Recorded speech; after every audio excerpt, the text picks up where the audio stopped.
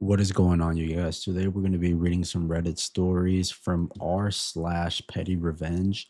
And in the background, we're going to be playing some Cyberpunk because I've been meaning to play this game for like the longest and it's long overdue. I have nothing else to do. It's late at night. So I'm like, you know what? I'm going to just buy it and play it and make a video while I'm doing it. So, on to our first story. My wife's friend, quote unquote friend, insulted her, and I've been slowly returning the favor. So my wife's friend got married a couple years back.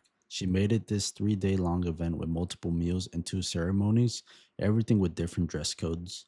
Day one was some dinner that started at 9 p.m. and took 3 hours, which she then forced everybody to go dancing afterwards. I don't know about you guys, but 3 days is already a lot for me for a wedding. That's crazy. Day one was some dinner and started at 9 p.m. and took 3 hours, which she then forced everybody to go dancing afterwards. We joined her for a meal, but it being on a weekend, we told her that we couldn't go dancing. The next day at her brunch, she tells us how much fun they had dancing and how even old people and children went.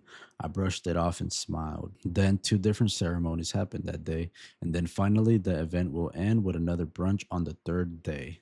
By this point, we are exhausted because we are not party people but wanted to be nice and participate. So the morning before the brunch, we got up early, get into our fourth outfit for her event. My wife does her hair and makeup again for the fourth time, and we get to this brunch. Her friend greets us and says, "Oh, hi, babe. Wow, you look comfy," with this judgmental tone in her voice as if my wife wasn't trying hard enough, which was bullshit. My wife tries her best to brush the event off and says it's just stress from the wedding that made her terrible towards us the entire time. But I've decided that her friend is just an asshole and we will slowly repay her for years. Since then, at various gatherings, I have given her the following compliments. "I love how you don't care about vanity, just go with what natural look, and who cares what people think. You look super comfy." I've said variations of this one several times. "I wish I could have your attitude with arriving up whenever, but I always have to show up on time for things," and so on. The greatest part is that you can see the gears turning as she tries to figure out if I'm being complimentary or not. I will continue doing this until this person is no longer in our lives or one of us dies. Whoa, that's a grudge, bro. I mean, I could see like in a real case scenario that stress just gets to you because you're at your wedding, but then again, also let's not judge our friends for like the way they dress at your own event. I mean, unless it's like just like fucking like you're in sweatpants and a fucking tank top at the wedding, or like you look like super slutty or something. But if you look like formal enough, like I think you should just brush it off.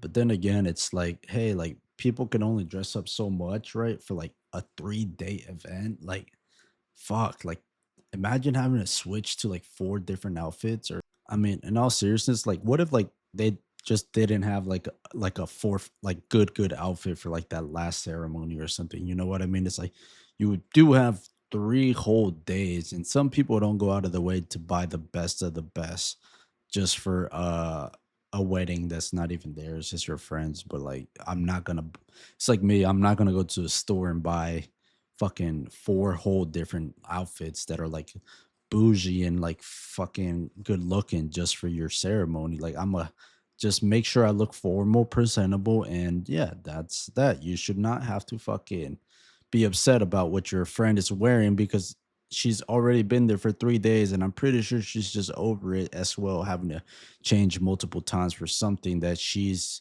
wants. That's not something that you have to do. That's something you want to do. You want to have multiple ceremonies, multiple brunches, etc. But I'm really on the side with the husband with this one because it's like you give and you shall receive, right? He also put an edit like, "Holy cow, this blew up. You have all given me some incredible ammunition. I would spend the next hour converting them to a note on my phone and can't wait to see her. LOL.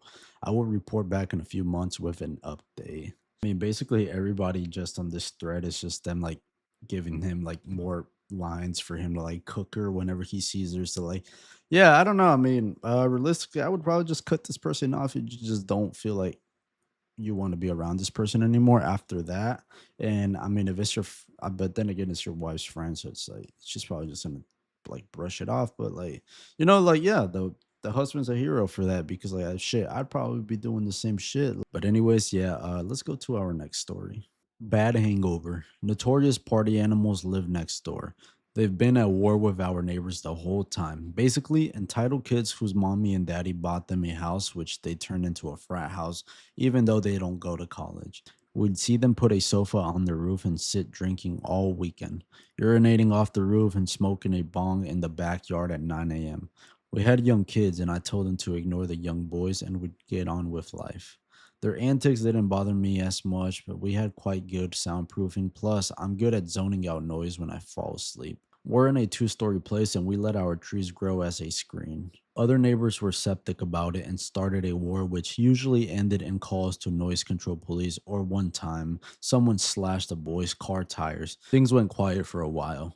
Fast forward 8 years, and these boys are in their 30s and should know better. One night, I'd been up at the hospital all hours as my dad was dying and I needed sleep. The party started up next door, and I laid listening to it all night long. That Sunday morning, I got our biggest portable speaker and put it near the fence and blasted ABBA and Barry Manilow and then some AC/DC. While I trimmed our trees with my chainsaw, I sawed the same branch for about an hour. Oh my god, I sawed the same branch for about an hour. My husband had some metal work to do, so he set up the grinder near the fence and did that grinding for a couple of hours. After a couple hours, the boys staggered outside and I could see them pointing at our house. Poor babies had a rough night, I guess. Bad hangover. My eyes were like slowly gazing down at the comment down below saying a neighbor of mine practiced bagpipes early morning. I don't know why. That shit just came to my fucking head, bro. Just me imagining a fucking neighbor with bagpipes. Oh my god, that'd be fucking horrible. But I mean, yeah, but I'm gonna side with the OP on this one just because like I mean, there was no bad blood, I guess. She just tuned it out 9 out of 10 times and just got upset that one night where like her dad was dying. So she just wanted to sleep that night, which is understandable. And she still didn't call the cops for anything. She didn't shut it down for them. So on her end, I mean, I don't see why the boys could be mad at her. They're only basically just giving them payback the next morning. And I'm pretty sure after the morning, I mean, noise ordinance is off. You get to do whatever the fuck you want. You could be as loud as you want. And I don't think like construction noises or anything like that affects the noise ordinance thingy. So like, yeah, I just can't get over the fact that she sawed that same branch for an hour with a chainsaw. But you know what? Me personally, I never get annoyed by anything that any of the neighbors do. If a neighbor wants to have a fucking huge party, bro, go ahead. I'm not gonna call the cops on you. I don't give a fuck if I gotta go to work at 4 in the morning. Go ahead and do what you gotta do. Live your life. But I expect the same when I do something. It's mutual. You can do something, I can do something. We don't involve the cops, yada yada yada. I wish we were all like this. If you don't like it, just move out to a non-neighborhood place where you're isolated from everybody. Like you should know what you're getting into if you move in with neighbors. It's a hit or miss. You don't know if you're gonna get a good one or a bad one, but you better be ready because that's your house from now on if you bought it. But yeah, nice little revenge. This next one comes from Pimp Lord. My coworker kept taking credit for closing tasks, so I stopped reminding him about the one thing that made him look useful. I used to work night shift at a small hotel front desk. There were only two of us, so it was pretty obvious who actually did the work and who just floated around looking busy. My coworker Eric was great at the second one. He'd avoid the boring stuff like wiping down the coffee station, restocking key cards, and getting breakfast set up early. Then act like we had both done equal work. When the morning manager came in, he always made himself sound way more on top of things than he really was. The part that finally got to me was breakfast prep. Night shift was supposed to leave things ready for the morning attendant, including moving the waffle batter from the freezer so it would be usable. Technically, that was shared, but the only reason it ever got done was because I reminded Eric every shift around 5:10. I did it because if it got missed, morning shift complained at both of us. Then one morning, Eric told our manager that I was forgetful about closing details, but that he always caught things behind me. After that, I stopped reminding him. I still did my own work. I just stopped giving him that one nudge that let him act competent. Three shifts later, the breakfast attendant opened the freezer and realized that the waffle batter had never been moved. Manager asked what happened, and Eric immediately tried to say he thought that I handled that part. My manager just looked at him and said, I thought you said you always double check behind her. Room got quiet real fast. He didn't get fired or anything, but after that, he stopped acting like my supervisor and somehow started remembering breakfast prep all by himself and helping me much more. I mean, hey, she didn't even have to do anything. She just basically let it play out all by itself. He played himself because he made it seem like he was like, reminding her about everything that has to be done and everything, yada yada, making it seem like he was the one doing everything. And that lie right there got him caught up when the manager asked why wasn't it done when he's the one who double checks everything. But I mean, well played for not even having to do anything. It's a nice little W. Eric, just get your shit together, man. Stop taking credit for other people's work. On to the next one. They ruined my laundry, so I made their next load memorable. This happened a few years ago when I was living in the dorms at college. Oh boy. If you've ever done laundry in a dorm, you already know it's basically a gladiator arena with lint.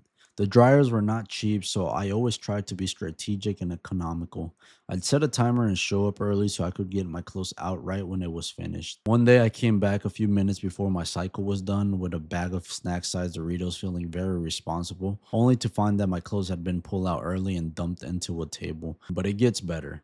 The table was covered in a puddle of soda, so now my almost dry clothes were damp, sticky, and smelled like a Pepsi. I was furious, not mild inconvenience furious, more like I paid for that dryer time and now I have to rewash everything furious. I'm not a destructive person, but I do believe in educational pettiness. I noticed the person's clothes were still in the dryer, so I added the full bag of snack sized Doritos onto their laundry load, shut the door, and set it onto high heat and let the cycle continue. When that dryer was finished, I happened to be hanging out in the lounge outside the laundry area. A girl came out looking angry with a laundry basket full of orange streaked Doritos smelling clothes. Was it mature? No. Did it restore the balance to the universe? Also, no. Did it make me feel better in that exact moment? Absolutely. Moral of the story, don't touch other people's laundry or you might end up smelling like a walking snack aisle. You guys know the saying, guys.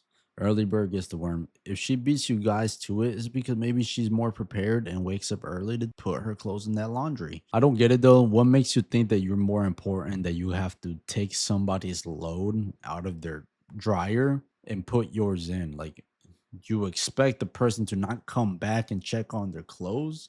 Like, what if they have something to do? Maybe you just really needed that clothes, so that's why you had to do it. But what if OP had something to do as well, or like needed that clothes that was inside that dryer? But at the end of the day, that's what you get for, stopping somebody else's shit when they were there before you. So let's maybe not do that. I can't imagine what it's like doing clothes at a fucking dorm, but I'm glad that I'm not in college to experience that. I'm very happy with my Samsung dryer and washer upstairs just for myself. All right, you guys. So that's gonna be all it for today's video. I hope y'all really enjoyed this. If y'all want to see more of these, just let me know because I enjoyed reading people's shit. I apologize that my words were like all over the place. I'm not used to reading like paragraphs anymore, bro. I've been outside of school for like fucking 6, 7 years now. So like I only read text, so like I can't like fucking like I'll trip over my words if it's like paragraphs and paragraphs. But I enjoyed this, so I hope y'all did too. If you haven't liked the video, go ahead and do that. Subscribe so you don't miss any other videos, and I will see y'all on the next one. Peace.